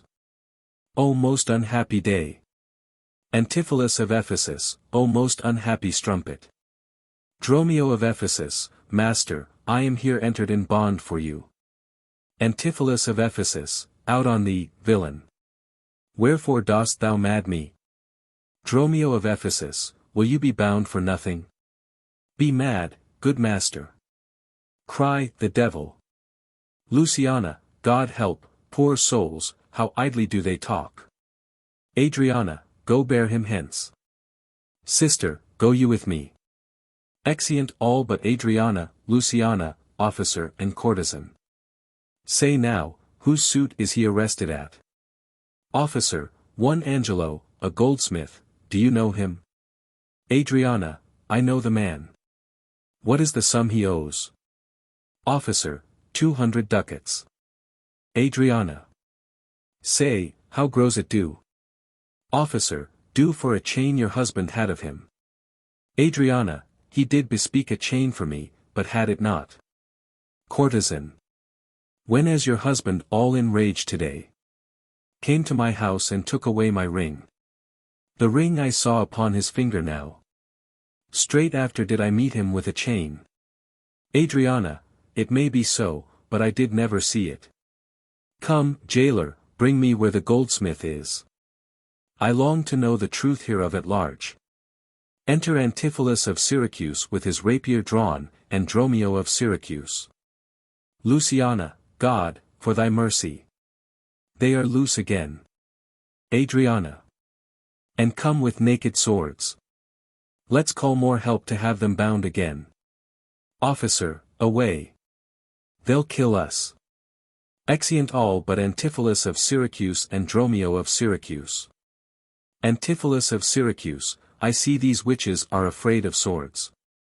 Dromio of Syracuse, she that would be your wife now ran from you. Antipholus of Syracuse, come to the centaur, fetch our stuff from thence. I long that we were safe and sound aboard. Dromio of Syracuse, faith, stay here this night. They will surely do us no harm, you saw they speak us fair, give us gold. Methinks they are such a gentle nation that, but for the mountain of mad flesh that claims marriage of me, I could find in my heart to stay here still and turn witch. Antipholus of Syracuse, I will not stay tonight for all the town. Therefore away, to get our stuff aboard. Exeunt. Act 5. Scene 1. A street before a priory. Enter second merchant and Angelo. Angelo, I am sorry, sir, that I have hindered you. But, I protest, he had the chain of me. Though most dishonestly he doth deny it. Second merchant. How is the man esteemed here in the city? Angelo, of very reverend reputation, sir. Of credit infinite, highly beloved. Second to none that lives here in the city. His word might bear my wealth at any time. Second merchant, speak softly. Yonder, as I think, he walks. Enter Antipholus of Syracuse and Dromio of Syracuse. Angelo, 'tis so, and that self-chain about his neck. Which he forswore most monstrously to have. Good sir, draw near to me, I'll speak to him. Signor Antipholus, I wonder much that you would put me to this shame and trouble. And, not without some scandal to yourself. With circumstance and oath so to deny. This chain which now you wear so openly. Beside the charge, the shame, imprisonment. You have done wrong to this my honest friend. Who, but for staying on our controversy, had hoisted sail and put to sea today. This chain you had of me. Can you deny it? Antipholus of Syracuse, I think I had, I never did deny it. Second merchant, yes, that you did, sir, and forswore it too. Antipholus of Syracuse, who heard me to deny it or forswear it? Second merchant. These ears of mine, thou know'st did hear thee. Fie on thee, wretch! 'Tis pity that thou livest to walk where any honest man resort. Antipholus of Syracuse. Thou art a villain to impeach me thus. I'll prove mine honor and mine honesty against thee presently, if thou darest stand. Second merchant, I dare, and do defy thee for a villain. They draw. Enter Adriana, Luciana, the courtesan, and others. Adriana, hold, hurt him not, for God's sake. He is mad. Some get within him, take his sword away. Bind Dromio too, and bear them to my house. Dromio of Syracuse, run, master, run. For God's sake, take a house. This is some priory. In, or we are spoiled. Exeunt Antipholus of Syracuse and Dromio of Syracuse to the priory. Enter the lady abbess, Emilia. Emilia, be quiet, people. Wherefore throng you hither? Adriana. To fetch my poor distracted husband hence. Let us come in, that we may bind him fast. And bear him home for his recovery. Angelo, I knew he was not in his perfect wits. Second merchant, I am sorry now that I did draw on him. Emilia. How long hath this possession held the man? Adriana, this week he hath been heavy, sour, sad. And much different from the man he was. But till this afternoon his passion ne'er brake into extremity of rage. Emilia. Hath he not lost much wealth by wreck of sea? Buried some dear friend? Hath not else his eye strayed his affection in unlawful love? A sin prevailing much in youthful men, who give their eyes the liberty of gazing. Which of these sorrows is he subject to? Adriana, to none of these, except it be the last. Namely, some love that drew him oft from home. Emilia, you should for that have reprehended him. Adriana, why, so I did. Emilia. I, but not rough enough. Adriana, as roughly as my modesty would let me. Emilia, haply, in private. Adriana, and in assemblies too. Emilia, I, but not enough. Adriana, it was the copy of our conference. In bed he slept not for my urging it. At board he fed not for my urging it. Alone, it was the subject of my theme. In company I often glanced it. Still did I tell him it was vile and bad. Emilia, and thereof came it that the man was mad. The venom clamors of a jealous woman. Poisons more deadly than a mad dog's tooth. It seems his sleeps were hindered by thy railing. And therefore comes it that his head is light. Thou say'st his meat was sauced with thy upbraidings. Unquiet meals make ill digestions. Thereof the raging fire of fever bred. And what's a fever but a fit of madness? Thou say'st his sports were hindered by thy brawls. Sweet recreation barred, what doth ensue? But moody and dull melancholy. Kinsman to grim and comfortless despair. And at her heels a huge infectious troop of pale distemperatures and foes to life. In food, in sport and life-preserving rest. To be disturbed, would mad or man or beast. The consequence is then thy jealous fits have scared thy husband from the use of wits. Luciana. She never reprehended him but mildly. When he demeaned himself rough, rude and wildly. Why bear you these rebukes and answer not? Adriana, she did betray me to my own reproof. Good people enter and lay hold on him. Emilia. No, not a creature enters in my house. Adriana, then let your servants bring my husband forth. Emilia. Neither, he took this place for sanctuary. And it shall privilege him from your hands. till I have brought him to his wits again.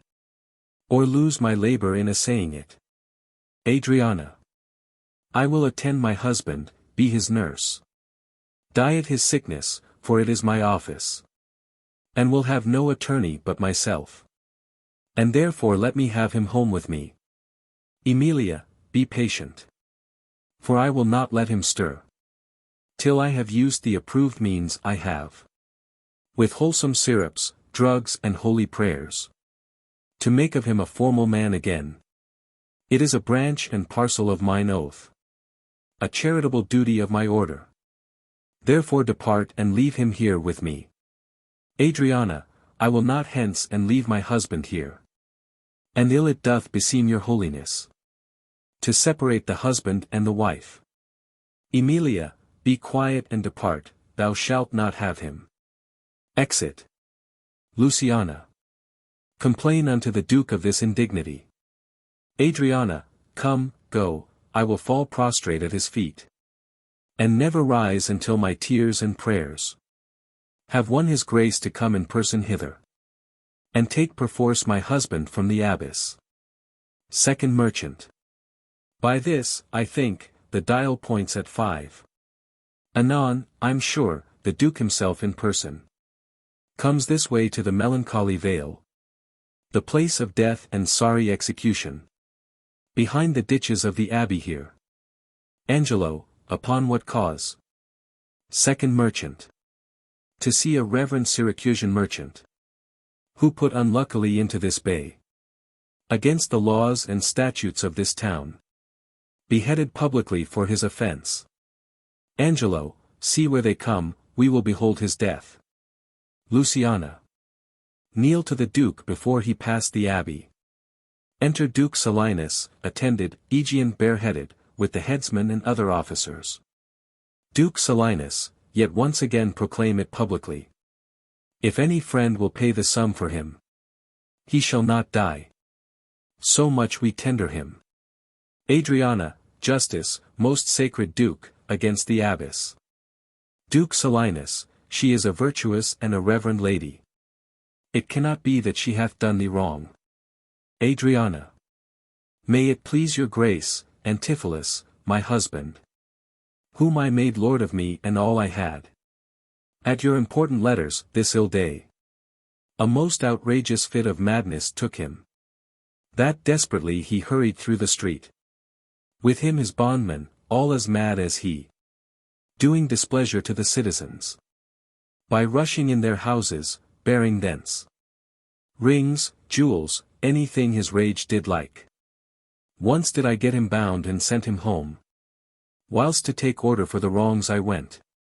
That here and there his fury had committed. Anon, I wot not by what strong escape. He broke from those that had the guard of him. And with his mad attendant and himself. Each one with ireful passion, with drawn swords. Met us again and madly bent on us. Chased us away, till, raising of more aid. We came again to bind them. Then they fled. Into this abbey, whither we pursued them. And here the abbess shuts the gates on us. And will not suffer us to fetch him out. Nor send him forth that we may bear him hence. Therefore, most gracious Duke, with thy command. Let him be brought forth and borne hence for help. Duke Silenus. Long since thy husband served me in my wars. And I to thee engaged a prince's word. When thou didst make him master of thy bed. To do him all the grace and good I could. Go, some of you, knock at the abbey gate. And bid the lady abbess come to me. I will determine this before I stir. Enter a servant. Servant, O mistress, mistress, shift and save yourself. My master and his man are both broke loose. Beaten the maid's arrow and bound the doctor. Whose beard they have singed off with brands of fire. And ever, as it blazed, they threw on him great pails of puddled mire to quench the hair. My master preaches patience to him and the while. His man with scissors nicks him like a fool. And sure, unless you send some present help. Between them they will kill the conjurer. Adriana, peace, fool. Thy master and his man are here. And that is false thou dost report to us. Servant, mistress, upon my life, I tell you true. I have not breathed almost since I did see it. He cries for you, and vows, if he can take you, to scorch your face and to disfigure you. Cry within. Hark, hark. I hear him, mistress. Fly, be gone. Duke Silenus, come, stand by me, fear nothing. Guard with halberds. Adriana. It is my husband. Witness you. That he is borne about invisible. Even now we housed him in the abbey here. And now he's there, past thought of human reason. Enter Antipholus of Ephesus and Dromio of Ephesus. Antipholus of Ephesus. Justice, most gracious Duke, oh, grant me justice. Even for the service that long since I did thee. When I bestrid thee in the wars and took deep scars to save thy life, even for the blood that then I lost for thee, now grant me justice. Aegean. Unless the fear of death doth make me dote, I see my son Antipholus and Dromio. Antipholus of Ephesus, justice, sweet prince, against that woman there. She whom thou gavest to me to be my wife. That hath abused and dishonoured me. Even in the strength and height of injury. Beyond imagination is the wrong. That she this day hath shameless thrown on me. Duke Silenus. Discover how, and thou shalt find me just. Antipholus of Ephesus, this day, great Duke, she shut the doors upon me. While she with harlots feasted in my house. Duke Silenus, a grievous fault. Say, woman, didst thou so? Adriana. No, my good lord, myself, he, and my sister. Today did dine together. So befall my soul. As this is false he burdens me withal. Luciana, ne'er may I look on day, nor sleep on night. But she tells to your highness simple truth. Angelo. O perjured woman! They are both forsworn. In this the madman justly chargeth them. Antipholus of Ephesus. My liege, I am advised what I say. Neither disturbed with the effect of wine. Nor heady rash, provoked with raging ire. Albeit my wrongs might make one wiser mad. This woman locked me out this day from dinner. That goldsmith there, were he not packed with her, could witness it, for he was with me then. Who parted with me to go fetch a chain, promising to bring it to the Porpentine, where Balthazar and I did dine together. Our dinner done, and he not coming thither, I went to seek him, in the street I met him. And in his company that gentleman. There did this perjured goldsmith swear me down, that I this day of him received the chain. Which, God he knows, I saw not, for the which he did arrest me with an officer. I did obey, and sent my peasant home. For certain ducats, he with none returned. Then fairly I bespoke the officer to go in person with me to my house. By the way we met my wife, her sister, and a rabble more of vile confederates.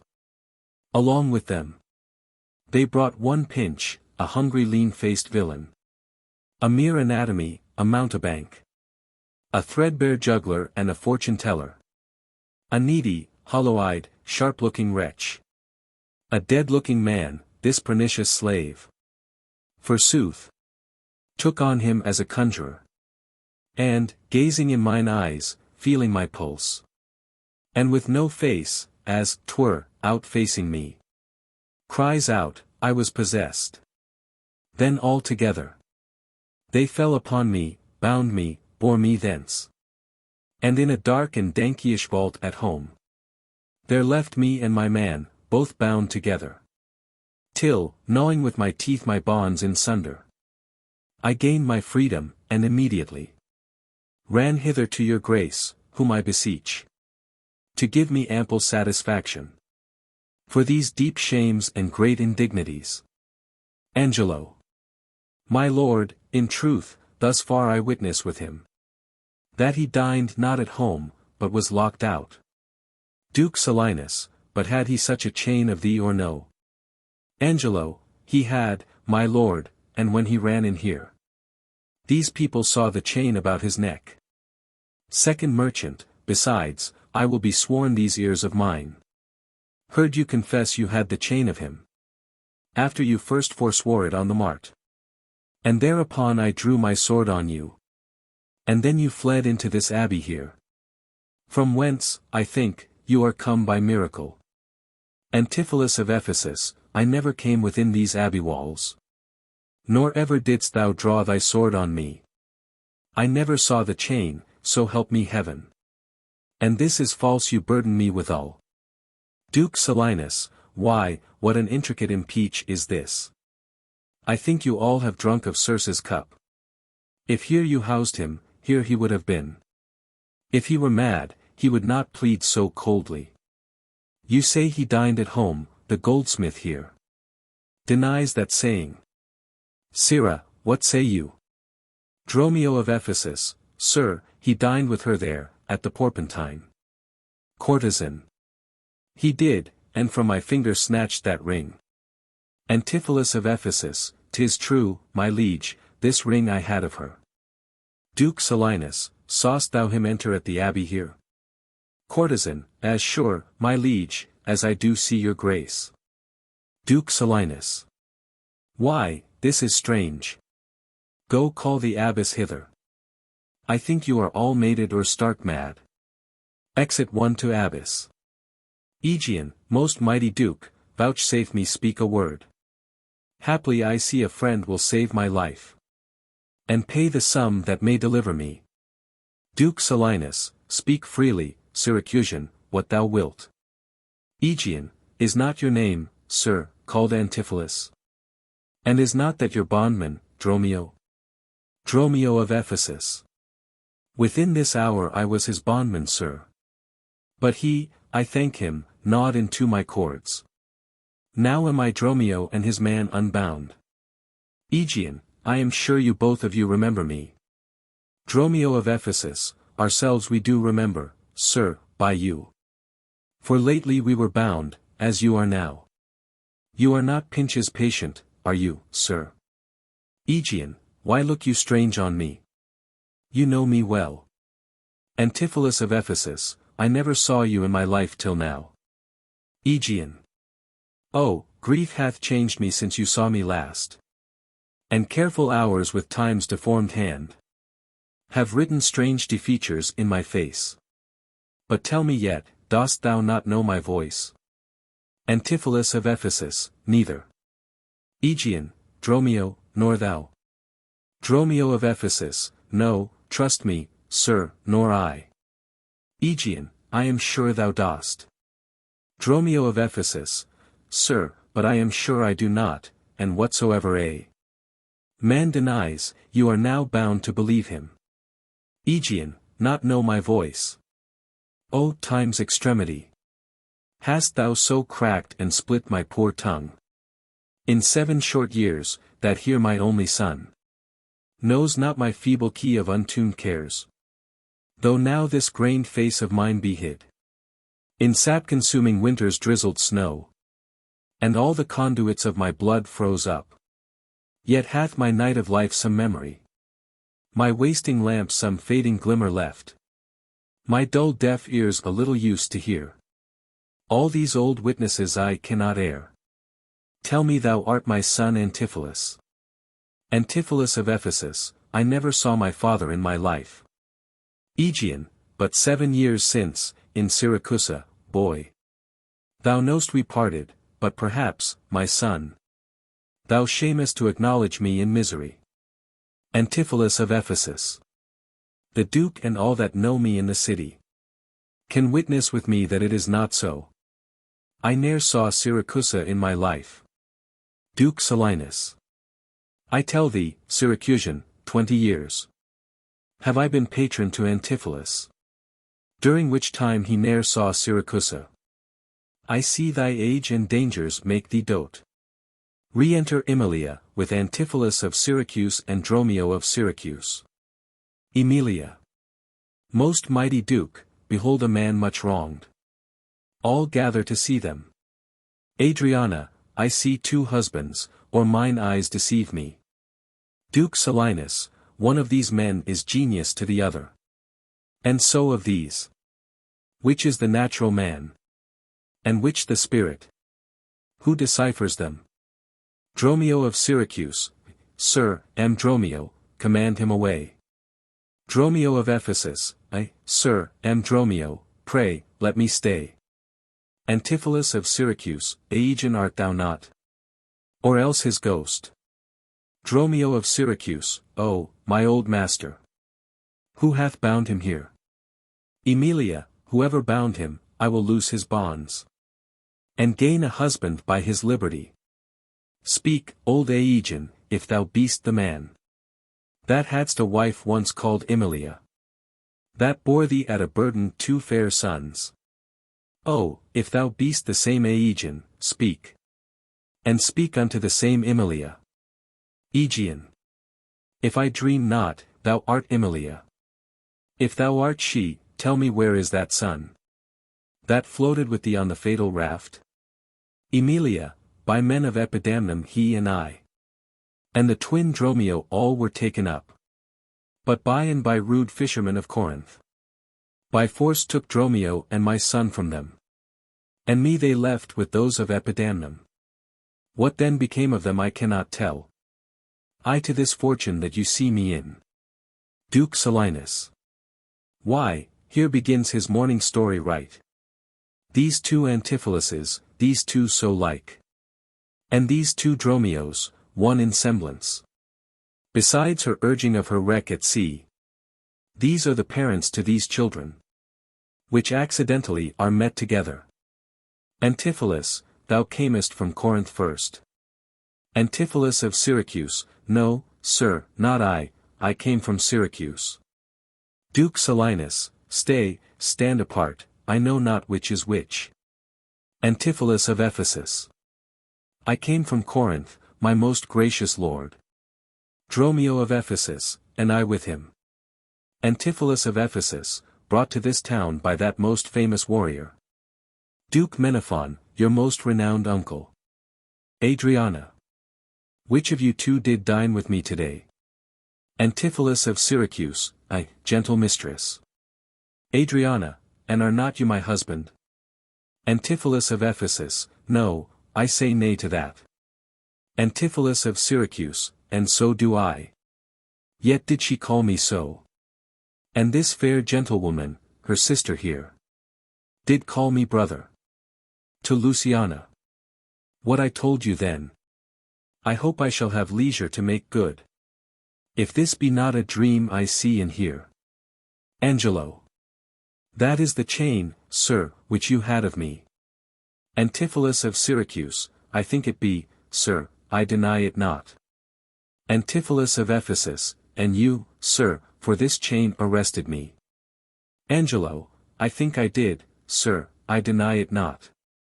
Adriana. I sent you money, sir, to be your bail. By Dromio, but I think he brought it not. Dromio of Ephesus, no, none by me. Antipholus of Syracuse, this purse of ducats I received from you.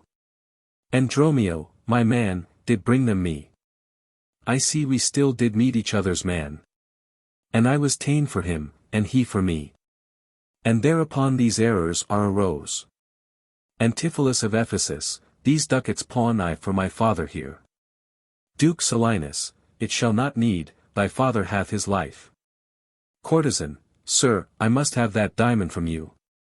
Antipholus of Ephesus, there, take it, and much thanks for my good cheer. Emilia. Renowned Duke, vouchsafe to take the pains. To go with us into the abbey here.